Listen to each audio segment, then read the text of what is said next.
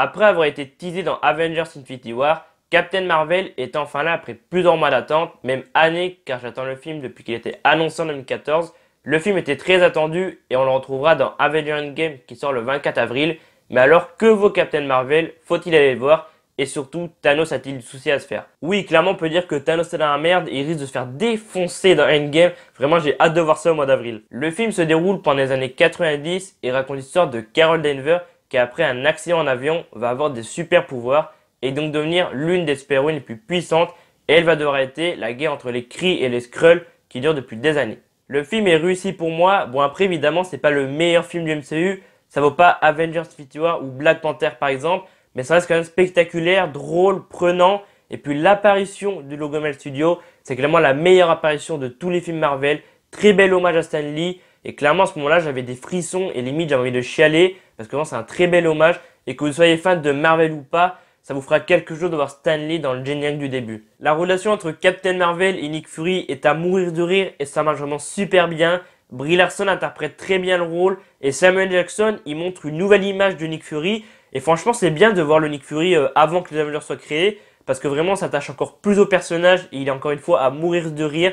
Et il y a un personnage aussi que j'ai beaucoup aimé dans le film et peut-être que vous aussi. Ce personnage, c'est Goose le chat, qui est en fait une sorte de méduse avec des tentacules. Et franchement, il est à mourir de rire. Et je pense qu'il risque de devenir un peu le nouveau Groot. Voilà, dans les Gardiens de la Galaxie, le premier.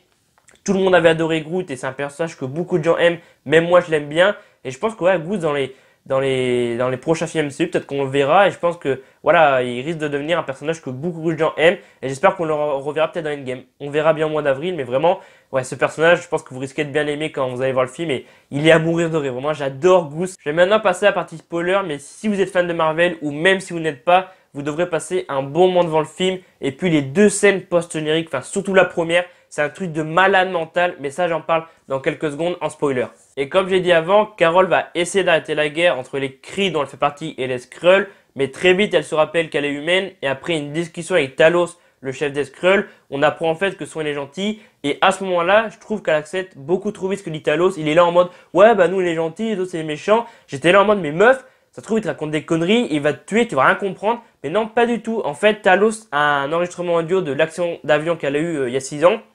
Donc là, on a une scène flashback. On voit donc le crash de l'avion. On voit comment Carol a obtenu ses pouvoirs. On voit Yon Rogue interprété par Jude Law. Et là, clairement, bah voilà, elle se rappelle de tout. On se rend compte que Talos dit la vérité. Et j'ai beaucoup aimé les Skrulls dans le film. Belle Mel Gibson qui interprète Talos est impressionnant. Et j'espère qu'on le reverra bientôt. Parce que le personnage est hyper attachant. Et la relation qu'il a avec Fury est vraiment top. Donc j'espère qu'on verra les Skrulls bientôt, peut-être dans Endgame. Yon Rogue, interprété par Jude Law, est donc le méchant du film. Et le personnage est pas du tout attachant et vraiment je l'ai détesté. Et je pense que quand vous irez voir le film, vous risquez de le détester aussi. Et puis le mec c'est clairement une grosse merde. La scène finale quand il affronte Captain Marvel, j'étais plié de rire. Le mec il est là en mode en train d'essayer de l'amadouer. Ouais je suis fier de toi, si tu veux en finir maintenant, faut que tu essaies de me battre. Il sort ses poings. Et là... Captain Marvel utilise ses pouvoirs et j'étais plié de rire. Le mec il fait un vol plané, il a rien compris vraiment. Oh là là, mais la scène finale, mais j'étais mort de rire. J'aimerais parler des effets visuels qu'ils ont fait sur le visage de Samuel L. Jackson et l'acteur qui interprète l'agent Coulson. Ils ont rajeuni leur visage et clairement c'est hyper bien fait. T'as l'impression que dans la vraie vie ils sont comme ça alors que pas du tout. Donc ouais vraiment là Marvel Studios ont fait du très bon travail. C'est vraiment très bien fait. Je vais parler des 20 dernières minutes qui m'ont impressionné, une grosse claque. Le moment où Captain Marvel est dans le vaisseau et qu'elle défonce les Kree, la musique est vraiment top. À ce moment-là, ça marche super bien. Et c'est d'ailleurs un des seuls moments où la musique marche. Voilà, la BO elle est pas ouf sinon. Mais à ce moment-là, j'étais plié de rire. Les mecs, ils ont aucune chance contre Captain Marvel. J'étais là en mode, mais les mecs, essayez pas de la battre. La meuf a son seulement super saiyan, elle va défoncer Thanos dans Endgame. Ils sont là en train d'essayer de la battre. Mais j'étais plié de rire. Et rien qu'y repenser, mais je suis mort de rire. Et j'allais oublier d'en parler, mais le caméo de Stan Lee dans le film est vraiment émouvant. Ça se passe pendant une course-poursuite dans le train. En fait, il y a Brie Larson qui est dans un des wagons. Il y a quelqu'un qui est en train de lire le journal. Elle regarde qui c'est qu'il y a derrière. Et là, c'est Stan Lee. Et c'est émouvant parce que la façon dont Brie Larson le regarde, elle regarde avec un air vraiment fier de lui, avec un petit sourire en coin. Et vraiment, c'est très émouvant. Et j'ai trouvé que Captain Marvel était attachante, drôle et juste super puissante dans le film. Marvel nous ont pas menti, elle est très puissante. Brie Larson que j'ai découvert dans Room en 2015, enfin plutôt en 2016 après qu'elle ait eu son Oscar, est impressionnante. D'ailleurs, si vous n'avez pas encore vu Room, bah foncez le voir parce que le film est très bon et Brie Larson elle est incroyable dedans. Je kiffe Captain Marvel et je l'ajoute à mes personnages préférés. dans le MCU avec Captain America, Spider-Man, Thor, Black Panther, Scarlet Witch, Doctor Strange et Tony Stark. C'est mes personnages préférés. Bon, évidemment, j'aime beaucoup les autres aussi, mais eux que j'ai cités, c'est mes préférés. Et vraiment, Captain Marvel, j'ai hâte de la voir dans Avengers Endgame. Ça va être une tuerie le film. On passe maintenant en scène post-onirique et la première, c'est un truc de malade mental. La première, le beeper s'éteint. Black Widow et Captain America voient le nombre de disparus augmenter suite au claquement de doigts Thanos dans Infinity War. Rod arrive et dit que l'appareil s'est éteint. Banner dit pourtant qu'il a boosté l'appareil pour pas qu'il s'éteigne. Ils sont sur le point de le rallumer quand la caméra tourne et là apparaît Captain Marvel avec des cheveux plus longs, un nouveau costume et elle dit en mode vénère où est Fury et là écran noir et j'étais là en mode oh le bordel, oh là là. Hier j'étais en train de péter un câble, j'étais pas bien, j'étais complètement fou. Voilà, ça fait 24 heures que j'ai vu le film et clairement la scène mon gars, mais je suis choqué et vraiment j'ai hâte de voir Endgame. Elle va tout déchirer Captain Marvel dans Endgame. D'ailleurs dans le spot TV qu'on a eu au mois de février, quand il y a, je mets l'image ici, quand il y a Rod, Black Widow, Captain et Banner dans le champ au niveau du QG des Avengers, on a l'impression qu'il manque une personne et pas mal de gens disent que c'était Captain Marvel et clairement c'est sûr que c'est Captain Marvel parce que dans la scène post-générique c'est les mêmes, c'est les 4 mêmes. On a Captain, Black Widow, Rod et Banner. Après le truc c'est que dans le trailer, Captain a plus de barbe alors que là dans la scène post-générique il l'a. Donc je pense que ouais, dans quelques jours on aura un nouveau trailer apparemment. Et peut-être qu'on verra Captain Marvel pour la première fois dans le trailer de Endgame. Et oh là là, putain mais... Si vous n'avez pas vu la scène post-générique, mais vous allez péter un câble. Hier mon gars, mais j'étais dans un état. J'étais là en mode... Dans ma tête c'était... C'est quoi ce bordel? Laissez-moi voir Avengers Endgame. Oh le bordel, Thanos va te faire déglinguer. Oh là là, mais j'étais tellement excité mon gars. Mais rien qu'y repenser, oh là là. Mais clairement je pense que je vais aller le revoir Captain Marvel. Parce que mon gars, oh là là, les 20 dernières minutes comme j'ai dit, elles m'ont impressionné. J'ai beaucoup aimé le personnage. Et la scène post-générique, c'est un truc de dingue.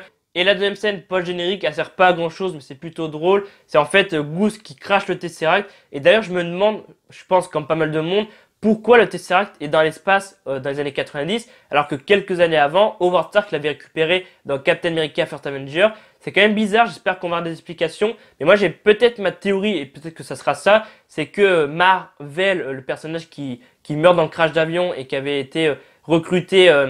Carol Danvers sur Terre, je pense, voilà, au moment où elle a été recrutée Carol Danvers, elle a récupéré peut-être le Tesseract quelques années avant, et c'est pour ça qu'il serait dans l'espace. Voilà, je sais pas. Peut-être qu'on aura des théories qui vont arriver prochainement. Enfin, je pense qu'on aura pas mal de théories qui vont arriver prochainement, et j'espère qu'on aura l'explication dans un prochain film Marvel, parce que c'est assez bizarre quand même.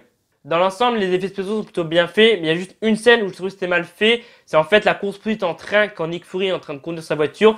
Je trouvais que les voitures qui étaient en train de rouler à côté de lui, c'était fait en 3D. Même la scène à un moment donné, je trouvais que c'était en 3D. Mais il faudrait que j'aille revoir le film pour vraiment confirmer ce que j'ai vu. Mais sur le coup, j'ai vu ça d'un coup, j'ai fait ah mais c'est mal fait. Mais après c'est le seul moment où j'ai trouvé que c'était mal fait. Après peut-être qu'en allant voir le film une deuxième fois, je verrai d'autres moments. Mais c'est vrai que sur le moment, je trouvais ça un peu dommage. Mais voilà, c'est comme ça peut pas tout le temps être bien fait.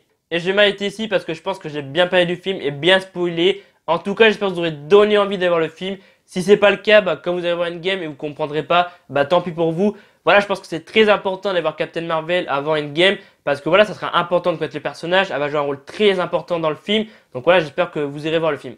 Et je me note de 17 sur 20 à Captain Marvel parce que moi j'ai passé un très bon moment. Brie Larson m'a impressionné. L'hommage à Stan Lee est vraiment très émouvant. Il y a beaucoup de moments que j'ai aimé dans le film, j'en avais pas parlé, mais par exemple le moment où Captain Marvel arrive sur Terre et demande à un agent de sécurité de passer un appel, j'étais mort de rire. Après on peut dire qu'il y a un peu un faux raccord de cette scène parce qu'elle arrive sur Terre la nuit, donc elle demande au vigile de passer l'appel quand il fait nuit et elle passe son appel seulement quand il fait jour. Donc on peut dire c'est un peu un faux raccord. Et aussi un autre moment que j'ai bien aimé, c'est la rencontre entre Fury et Captain Marvel qui est très très drôle. Après il y a plein d'autres moments que j'ai aimé, mais ces deux moments vraiment ils sont très très drôles. Et ouais, après il y a la scène post-générique qui est juste complètement dingue et la bataille finale quand elle défonce les Krulls, non les cris qui est vraiment très très drôle. Et c'est la fin de la vidéo, j'espère que cette critique à vie sur Captain Marvel vous aura plu. Si ça t'a plu, n'hésite pas à taper un pouce bleu, ça fait toujours plaisir. N'hésite pas à me dire en commentaire ce que t'as pensé du film, qu'est-ce que t'as pensé de la scène post-générique, qu'est-ce que ça annonce pour Avengers Endgame, est-ce que tu penses que Thanos il va se faire déglinguer dans Endgame, dis-moi ça en commentaire.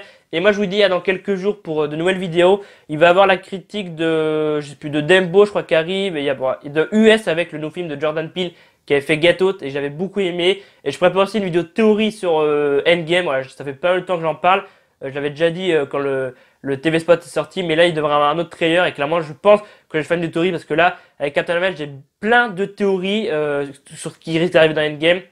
Donc je vous dis à dans quelques jours pour d'autres vidéos. C'était Alban F. Salut.